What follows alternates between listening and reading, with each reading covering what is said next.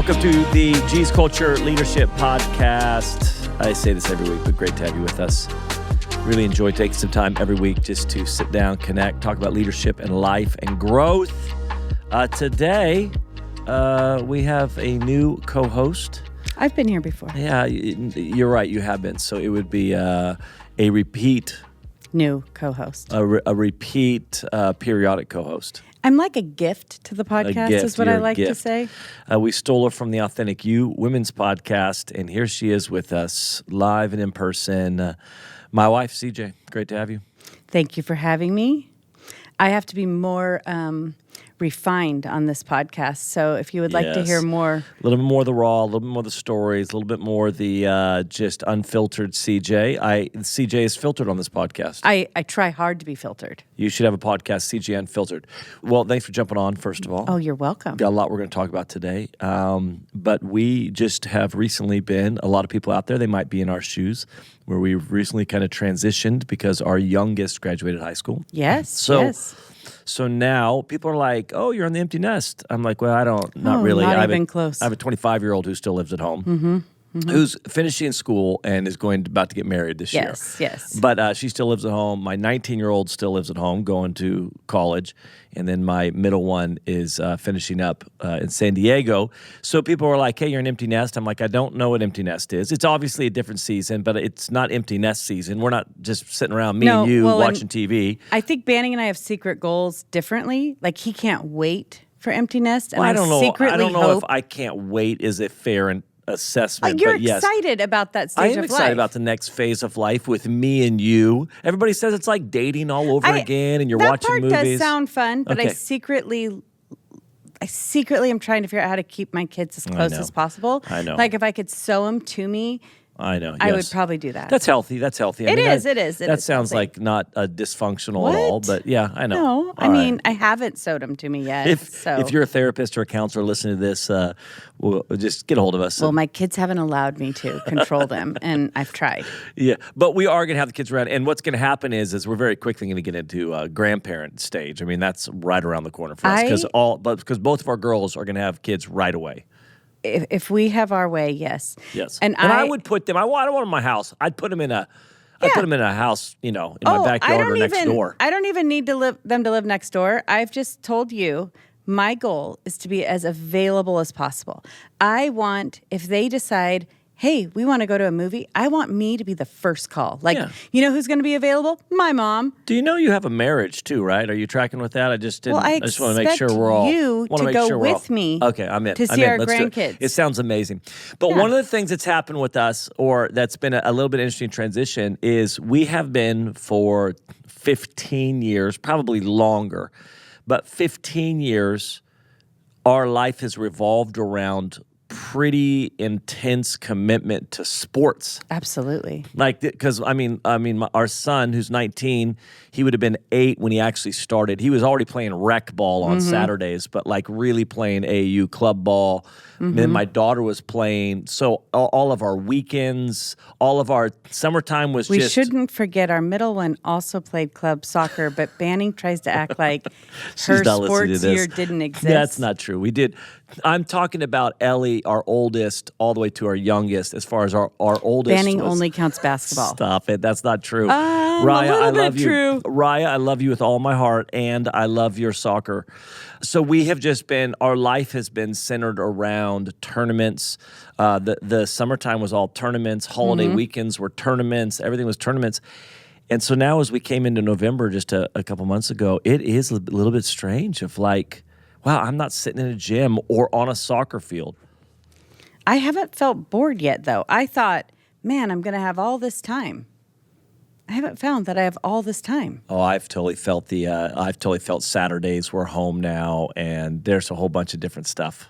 I'm wondering if I'm going to feel it more now that it's not the holidays, because I was so busy. I was always planning the next holiday thing and being prepared in the midst of the tournaments. And so here's CJ's, let me just give you guys, because this is the part, by the way, that Becky fast forward. We have this conversation all the time with Becky. She's like, any of this banter before you actually get to the meat, she just skips right through it. It's so funny. I am the complete opposite. Yeah, if I listen to a podcast and they don't have banter, I'm like, I hate this. This is so boring. I hate your podcast, Yes. and I will never listen to Yes. you again. Well, this is why we do it. Yeah.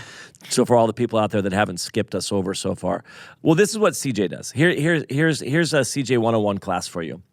Anytime something ends in CJ's life, she just immediately gets something else to fill it. Yes. So we now have 2 cats that are outdoors, but now it's a whole thing that we've been doing. We were going to have them just roam outdoors, and now they're just in a greenhouse. It's like a big house that we've built for them, and they're there, and we let them out, and then they cuddle with them. And so, like, They CJ kind do of watch ends one movies with season. us. CJ ends one season and just starts another one. When we lost one of our dogs years ago, I mean, it was not a week later, we had a puppy in the house. Yes. So partly why you're not bored is because you just immediately, in a beautiful way, immediately fill that space. And now our I am life very is wise, and I would tell everyone else to do it also. well. Some of you can relate to that. I'm slowly but surely going to begin to just eliminate things in our life No, until there's like because- one animal and That will you never know. happen. That will never, ever, ever happen. Like, you can. There's a verse somewhere in Scripture I'm going to find for you about husbands and authority or something like that. I think, but you're supposed to love me like Christ loves the church, and I Guys, let don't me give think myself Christ credit right now. limits. Let me give you self right now. Animals. There are 2 cats, 2 ducks, 4 chickens, 3 dogs. Yes, and one of the dogs is really old, and he And won't we let me get a live new dog. In a suburban household. Okay? We don't I have a don't suburban live on a farm. and it's wonderful. That's how it is. And I do think I should be able to have one goat at least. Yes, 1 goat, 1 mini cow. Well, listen, one of the things that we were talking about recently as pastors, we're walking quite frequently with people who are trying to figure out the issue of submission or being undercovering or 1 Peter 5, Hebrews 13, these concept of actual spiritual leadership and oversight that we're to have in our lives. And it's interesting because as pastors, we're working through people. And this is a very, in the culture we live in right now, the word submission is a dirty word. Yeah. Being undercovering, coming in underneath somebody's authority. And I think that one, it's just in culture. You just don't, secular humanism at its core says, don't trust authority, don't get under authority. You're the only one that knows what's best for your life. Like that is kind of, humanism is, you know what's best for your life, nobody else does. I guess unless you're the government in California, then you believe you know what's better for everybody else. Yeah. There's my political joke. But so, and then also, I do think there's probably been real abuse around that. Like Yes, people have absolutely. used spiritual leadership to control or manipulate or for their own gain, or have harshly come at people or whatever else. But man, as I look at Scripture, I just see very clearly the concept of being submitted, being undercovering, if I want authority, I have to be under authority. Having elders, the Bible at 1 Peter 5:5, be submitted to elders, yes, be submitted to one another. Spiritual oversight is described in Hebrews. And what's interesting is, I don't know why, but this has just been a core value. The reason why I want to talk about this with you on the podcast today is because this has just been a core value of ours. Yeah. From the very beginning. I think it's the only reason our Absolutely. marriage has made it. So What are you talking about? that sounds so dramatic. Yes. We've been married 27 years. So we got married at 21 years old. Yep. And I don't even know if it's because we were taught it and so we were taught it and we just embraced it. But our marriage and our individual lives have always had people that were our covering and that were authority in our life that we would come to and submit our decisions to. And I'm Absolutely. not talking about because we had to or because they had leverage, because we chose to. Or none of those people told us to. None of them required it from us. No. They No. didn't say, you will do this, or we just had a core value for it. I do think part of it, at least for me, when I think back, like when the Lord got a hold of me, at 19, and then we get married at 21, I was very aware of how much I didn't know. Yeah. I'm still very aware of yes, it. absolutely. Legitimately. But like it was such a life I didn't know in a way. Like I didn't know serving in a church. I didn't know what it was to completely lay everything down for the Lord. I didn't know how to be married at 21. So for me, there was a natural thing of I needed I'm also one that I like people in my life. So You I had really, needed. we were talking about this before, and you come from grandparents were a pretty big deal in your life. Mm-hmm. So, and I would say your grandparents were authoritarian, Absolutely. not in their harshness, but they had no problem telling you. They No. loved you with everything, but they had no problem telling you. Your grandpa Oh, and yeah. your two grandmas, like they full on were pretty Yeah. direct people, if that makes sense. So you had people in your life that you knew loved you deeply, were for you, that you adored, but they didn't mess around. Your grandma, Oh, yeah. and I imagine your papa and then your granny too. But I mean, Yeah, they had no I've problem known, telling me. I've known all of them, but you probably couldn't do anything wrong in their eyes, but they were pretty direct. Oh, they with were you. very clear with me. And that's probably why I was very aware, because none of them could give me insight on walking with the Lord. Yes, interesting. The natural structure I'd had of people that could speak into my life were gone. Yes. So I don't know. I was It's funny hungry for it. you've never really had a problem with submitting to authority. Yeah, no. And you've got the Enneagram 8 thing in you too. Yeah, I mean, don't it's a- feel, it's a wing. It's It's not your funny. People act like it's like a weak thing, and for me, it felt like strength. Like Feels like the smartest thing in the world to me. when we were trying to decide if we should buy a house, if we, and I remember feeling so inadequate at knowing at 22 if this was the right time to purchase a house or not. And so it just felt like just the natural thing that we would go to a spiritual covering, but also someone we knew that was good with finances. Yes, they had wisdom. And just say, what do you think? Yeah. And get some input on our lives. Like, are we jumping the gun? Are we? I mean, we did that with every car we bought. This is important to understand, guys, because I really want what I want to challenge you on today is this: you should be undercovering. You should submit your life to leadership. You should have authority that's over you, not because they demand it or force it or because they have leverage over you, but because you go, this is how I think the Bible says we get authority and we walk in wisdom and we're blessed. I really mean this. Any authority that I have in my life, any authority that CJ has in her life, any blessing we have is because we've been undercovering. And because we, not just for a moment, but over years, but we just committed early on, we're not going to make big decisions without actually bringing it to covering. So I remember we actually were in escrow because we knew we could get out. So we weren't, we kind of went into escrow on this house. Yeah. And then we knew we had a however many days period to get out with no penalty or whatever. And we really wanted property. Yeah. But this house, we could afford it. We would have to have somebody rent a room out, but we knew we could afford it, all that type of stuff. But before we officially did anything, I called spiritual covering. Yeah. And said, hey, I'm thinking about buying this. We're thinking about buying this house. Here's the situation. Here's what's going on. What do you think? And he didn't even tell me not to. Right. He just walked me through stuff. We realized, all right, we shouldn't buy this house. We pulled out of it. I remember I was going to buy a car. I called spiritual covering and said, hey, I'm thinking about buying this car, or whatever it would be. Transitions in our life, or coming down here to plant a church, or buying this building that we bought. And I would say one of the things I hear from a lot of people about covering is they're like, well, they haven't earned that spot in my life. Or they feel like that covering needs to be somebody that they have this so good. deep Yes. relationship with, that this person 20 years, has they've proven themselves. Yes, They showed up to all my invested in me birthdays. first. Yes. So therefore, and I would say, like, the people we had in our life were people that we could look at their lives Yes. and say, oh, I see the fruit in their lives that I want. Not because they came to us first and said, I would like to be your spiritual covering. Yes. I am committed to walking with you. We just went to them and said, hey, you seem to do family really well. Can we get some input on this? Yes. And they would pour out what they had, and sometimes wouldn't talk to them for 2 years. Yeah. After that. But when we could come.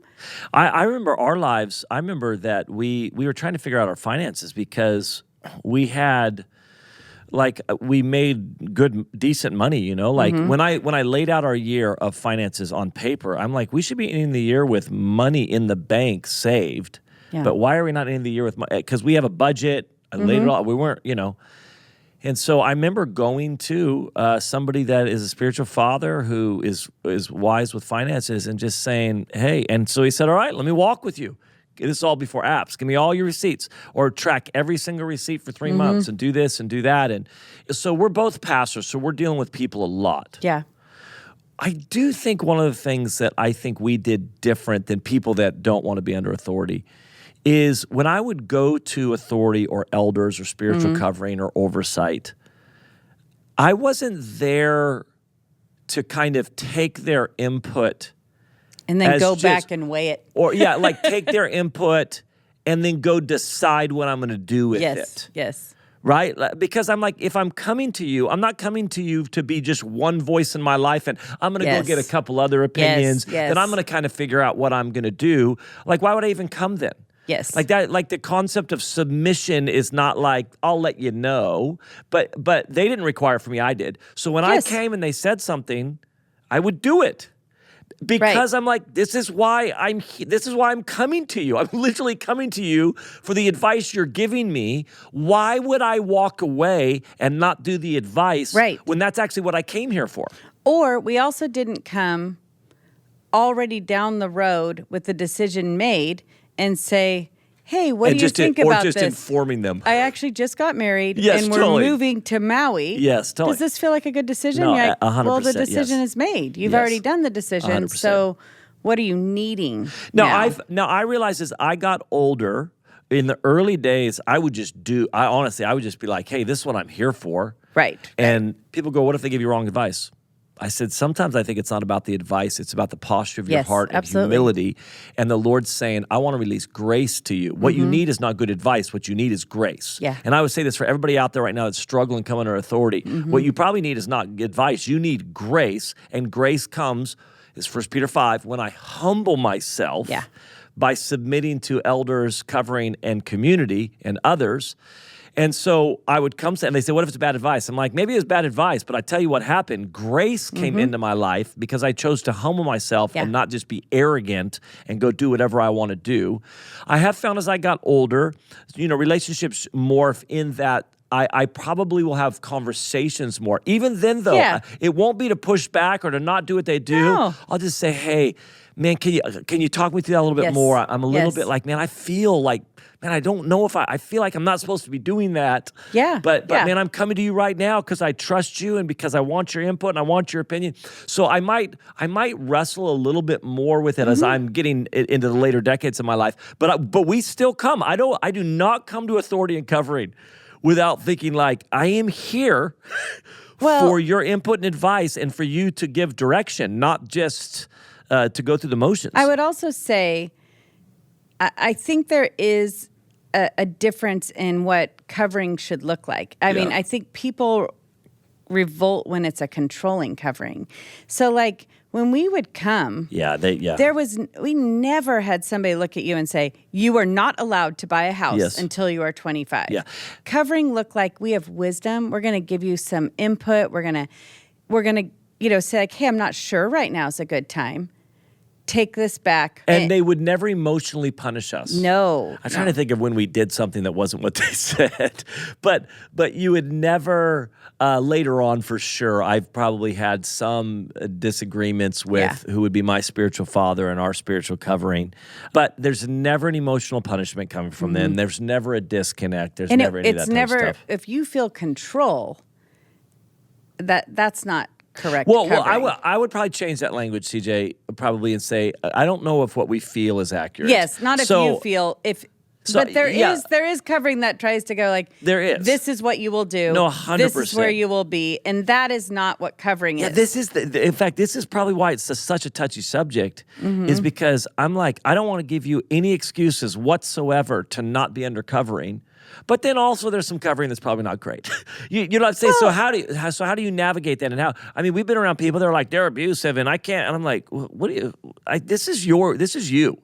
You're the filter on this thing. You know. Or you are powerful. Yes. To stop and go, hey, Yes. Lord, who is it that you have in my life? Yes. And it doesn't have to be the person that's inserting themselves and telling you what to do. Yes. But you are going, God, I want to find the person who can speak into my life and not just be And I would go find it too. Exactly. This is one thing I've realized. I was just on a podcast yesterday with Caleb Cole, who's a pastor here in town. Great guy.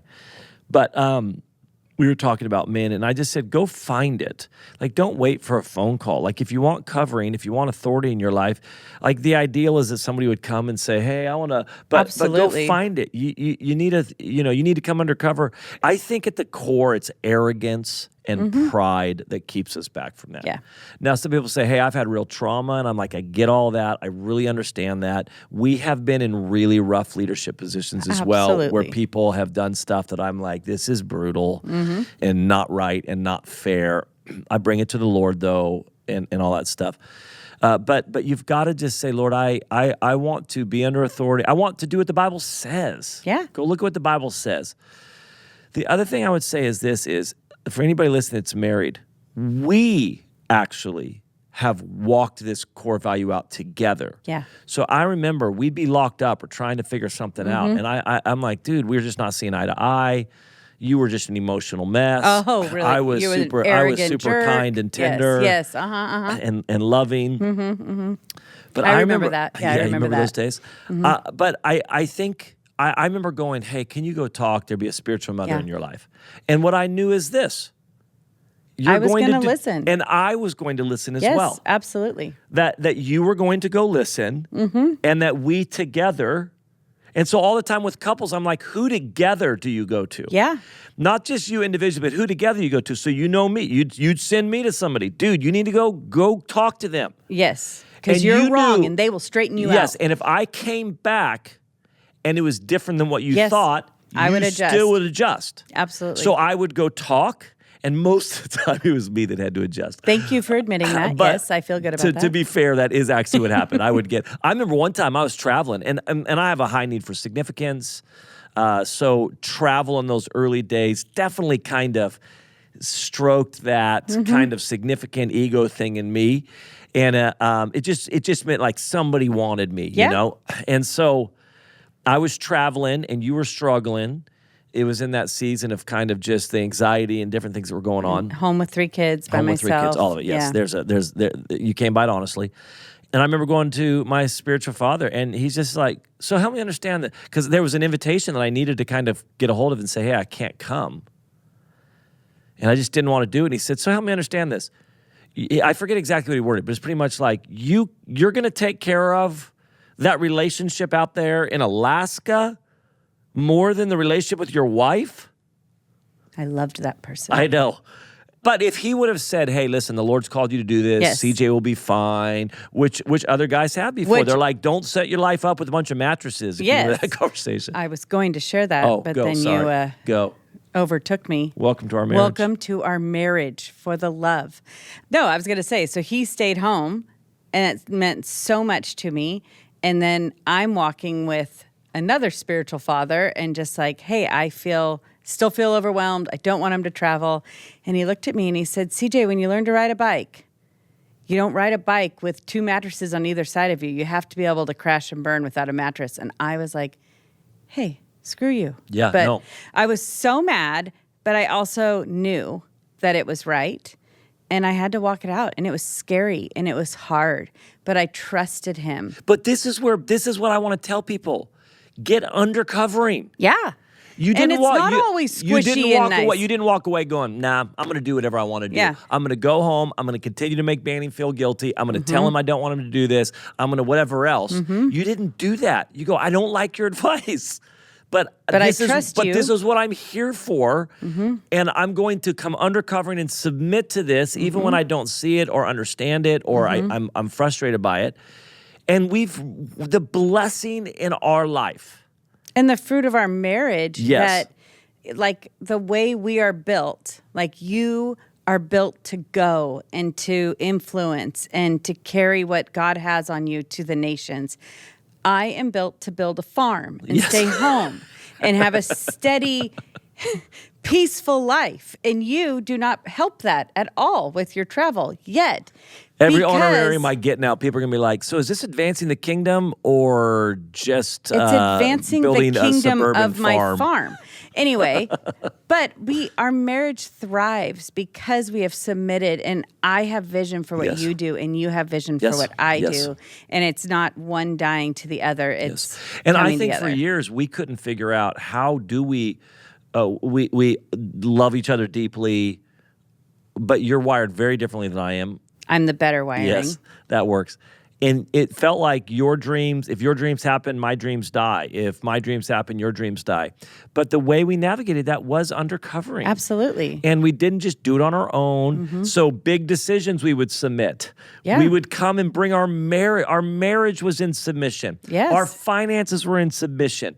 Our personal individual lives were in submission. How we parented was in submission. Absolutely. These big decisions we made were in moving or not moving, new seasons or Absolutely. not new seasons. All of it was in submission. Yeah. And still to this day, I don't really know if like people fully understand. Like I hear the Lord, and I'm the spiritual leader of this church and this community, and God has called me to hear the Lord for this community and to come to our team. But even our team, I bring it in submission to our team. And Yeah.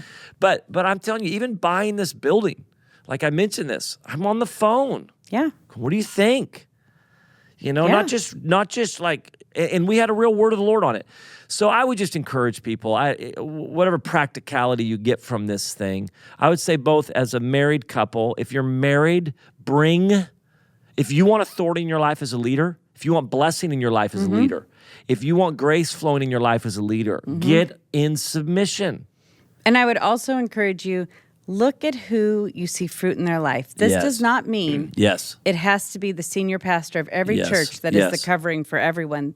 There Yes. are people that have done life well. And then I would also say, if you sit with somebody and they give you input, go do it. Like I also see a ton of young people that sit and they get input and then they don't act on it. Yeah. You know, like I just had a young man who's like, he's gone to this spiritual father who said, hey, I think you need to pursue this type of Yes. job. And he's like, I don't know. And he just is sitting, continued to be discontent. And it's like, hey, maybe good. God's brought this person in your life for you to move on it. And if you just continue to sit and try to figure it out yourself and not actually go, I'm going to trust this because on my own hasn't done anything. You know, it's interesting. I think there's two things around that. One is I would come to leaders, and lots of times when you come find leaders, you're interrupting their life. But I always thought I'm the best interruption you'll have because I am the best soil that you can invest in. And here's why I say that. Because I will do something with what you Absolutely. give me. So that guy, he sits down, he gets advice, he does nothing with it. Right. Yeah, well, that I could just tell you right now, like the people that drain me are the people that show up, want to meet with me, And then I don't do give them anything with input or it. advice, and they go do whatever they want to do. I'm like, why'd you meet with me? Just Yeah. don't waste my time on this Yes. thing. But the people that come, these people don't drain us. Yeah. You've got some in your life. They come, they're eager, they're listening, then they go away and do what you said. And even if it And you're looks like- different than what you said, it's that they Agreed. go and Yes. like they're pursuing, Yes. like you challenge them, go look for a different job. Here's an idea of a different job. And they go and they Yes. make moves and then they come back like, well, this is where it landed. Yes. You're like, awesome. Yes. Okay. And then I would say this, from my type of personality, I have to approach, because when you said it doesn't have to be the senior pastor, there's so many incredible Yes. Men and women and couples that I think in churches that are not super dynamic, not super charismatic, not super strong personalities, but are unbelievable people with real wisdom who you can submit to. But you have to be able to come and not. So in other words, a lot of people are going to have a hard time like really forcing their opinion on you. Brandon, who's in here working right now on the podcast with us, we were just talking about one of these guys. Unbelievable guy. I think he's got a lot of wisdom. He's really great, but he's not going to force his opinion on Right. you. He's not going to be, you know what you need to do? I tell you what, like Chris Valentin tells a story about his spiritual father. This is way before, cell phones or anything else. And he's in Weaverville, got a young family, and about an hour away is Reading. And he goes to Reading to buy a car, and his spiritual father hears about it. So his spiritual father tracks him down at the dealership. All of a sudden, the dealer's like, is there Chris Valentin here? Shut up. He's like, yeah, that's me, because it's way before all those days, you know? Yeah. He's like, what are you doing? He's like, I'm buying a car. You should not be buying a car right now. You are not buying a car. You're coming back right now. Oh. Like what? So I personally love those guys, right? I'm like, Yes. oh, I love that. I like that type of direct, But we honest. Like, invite that listen, in. Not everybody does. but my point is this: that personality, I would say, is maybe a little bit rare. Where there's a Yes. lot of people that have wisdom and input, but you really, really have to say, hey, I want to know what you think. Yes. I want to know what you think I should do. I want your input. And then do it. Do it. Yep. Because it's a lot for somebody to actually bring, you don't like controlling people. No. Or, you feel like, I don't want to control your life, and that's what it feels If like. you're But not like, no. asking me, I'm not giving you Right, like where direct I input. am probably better at it now, where I don't, but before I would have. Like, here's Yeah. what you should be doing. Yeah. Stop being an idiot. Yeah. Yeah. But so even how we approach leaders, we have to go.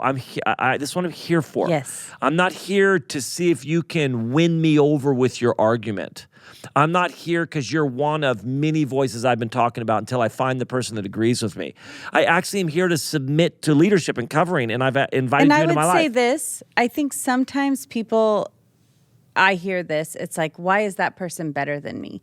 And like about going to them. And I'm like, that's not about what it is. It's about your heart position of trusting the Lord. Yeah. That, hey, on my own, I don't know what's best for me. What do you mean? Unpack that a little bit. What do you They'll mean? be like, Who's well- better than who? Like the person that they're going to. Like, why do I think they know better than me? Oh, gotcha. Because And- you're arrogant and yes, independent. but a couple things. First of all, just your question alone I exposes know, some but stuff. but to be able to stop and go, hey, I'm going to trust God more than I Yes, trust myself.